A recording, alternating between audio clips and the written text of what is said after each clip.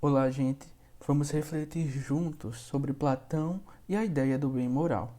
Mas antes de adentrarmos no funcionamento e na idealização de sua ética, faz-se necessário relembrar alguns aspectos da vida deste grande filósofo.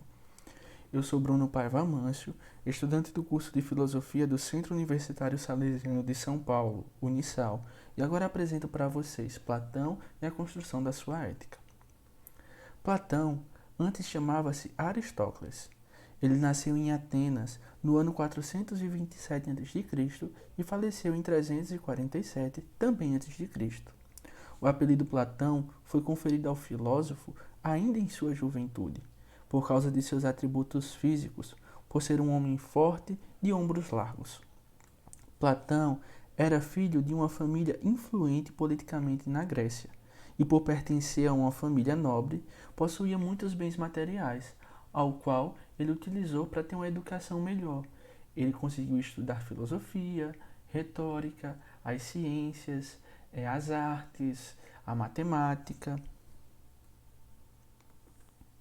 Platão também conheceu o filósofo Sócrates, pensador que foi o seu mestre iniciador na filosofia, seu mentor intelectual e amigo. A influência de Sócrates sobre Platão é tão grande que a maioria dos textos deixados por Platão é feita de diálogos em que Sócrates é o personagem principal. Após a morte de Sócrates, Platão se afasta um pouco da sua vida pública, da sua vida política e busca aprofundar os seus estudos. Então, para isso, ele também realiza algumas viagens, alguns feitos e conhece outras pessoas. Quando retorna, ele funda a sua academia, né? A sua escola filosófica. E ela seria o berço para o nascimento de suas teses e dos seus escritos. Por ele ser ateniense, ele tinha todos os direitos civis garantidos, então ele poderia adquirir qualquer terreno na cidade para fundar a sua academia. Platão também conhece Aristóteles, ao qual é seu discípulo. Então, duas figuras importantes passam na vida de Platão: Sócrates como seu mentor e Aristóteles como seu discípulo. Após ter claro isso, nós podemos adentrar na ética platônica. A proposta de ética de Platão não está fundamentada na realidade empírica do mundo, nem na conduta humana, nem mesmo nas relações humanas, mas sim no mundo inteligível, alicerçado na ideia perfeita, boa e justa que organiza a sociedade. De certa forma, as ideias formam a realidade platônica e são modelos nos quais os homens têm seus valores nas leis e na moral. Assim, através do conhecimento das ideias, das essências, o homem obtém os princípios éticos que governam a polis. Então, Platão forma uma concepção dualista do homem, devido ao seu mundo sensível e ao mundo do hiperurânio. Esse primeiro era mutável e enganoso, enquanto o segundo continha um perfeito, a razão e era imutável. Quem chegasse a alcançá-lo conseguiria contemplar o sumo bem, pois à medida que o homem ficava mais sábio, também cresciam suas virtudes éticas. É interessante observar que Platão ele não tem a visão de Deus, então ele denomina demiurgo, que seria esse artesão divino que não criaria, mas organizaria as coisas já pré-existentes, né, em modelos eternos e perfeitos. Aqui nós vamos entrar um pouco no livro A República de Platão, né? Então, com o mito da caverna relatado na obra de Platão, é notória a condição de ignorância no qual encontrava-se o homem ao lidar com um conhecimento aparente. Apenas o conhecimento ordenado racionalmente poderia levar o homem a ter as ideias perfeitas, ao ser e a conhecer a verdade contida nas coisas. Para isso, Platão utiliza do método dialético, que elimina as coisas aparentes e encontra as essências. Isso acaba libertando o homem da ignorância e leva ao conhecimento da ideia suprema, ou seja, o sumo bem. Esse bem, ele ilumina como o sol, e ao contemplar tal ideia de bem, o homem passa a sofrer as exigências de tal contemplação.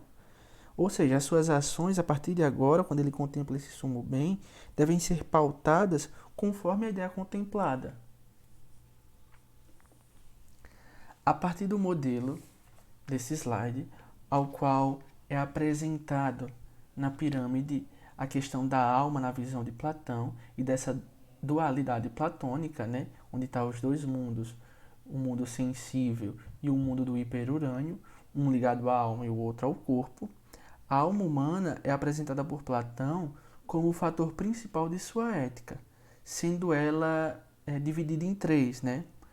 A alma concupiscível, que é a que está no fim, né, a última, a base da pirâmide, e ela trata da parte situada ali ao abdômen, ao ventre. Se a gente tivesse um bonequinho de uma pessoa, a gente poderia fazer assim.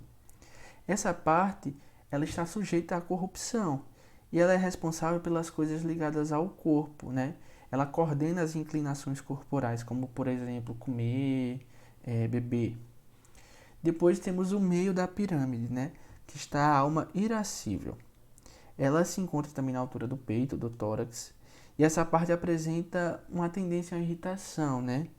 E as pessoas que estão nessa base da pirâmide, elas estão sujeitas a sempre estar de prontidão, né? Sempre estão atentas. E depois vem a alma racional, que está na cabeça. Essa parte é responsável pela produção do conhecimento. A alma racional, ela não pode ser corrompida. Ela é imortal. É uma espécie de princípio divino que brota do interior da pessoa. A partir desse layout triplo, né, Platão consolida sua cidade ideal, que ele denomina Calípolis, onde cada um dos seus membros sociais poderia se encaixar em um item da alma, pois cada parte da cidade da alma possui uma função própria, que deve ser executada com excelência, e a partir disto forma-se uma virtude. Essa virtude é definida como a capacidade de realizar a tarefa que lhe é inerente. Por exemplo, no caso do governante, que possui alma racional, a virtude inerente é a sabedoria e o conhecimento. No caso dos guerreiros, que possuem alma irascível, a virtude é a coragem, né? Porque eles estão sempre de prontidão, pronto para o combate. E por fim, a dos artesãos, dos trabalhadores, que possuem a concupiscente. É a virtude, a temperança, estão ligadas à questão dos prazeres, né? Das riquezas. Ele também fala de um sentimento de justiça, e na visão de Platão, seria a virtude maior, cujo valor ético guia as condutas dos homens. Para que essa virtude pudesse ser alcançada, o homem deveria buscar o bem, e ele encontraria esse bem na polis.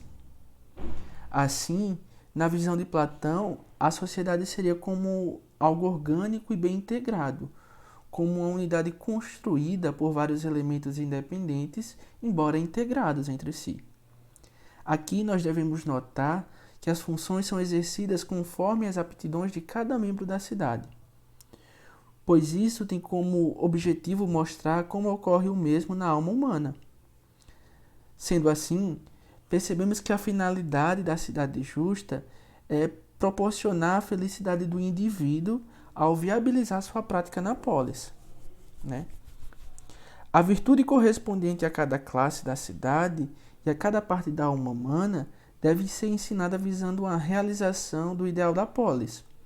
Ou seja, essa educação embasa-se no método dialético ascendente, que liberta o homem dos sentidos e o eleva ao mundo perfeito, até poder contemplar o sumo bem, e assim não errar.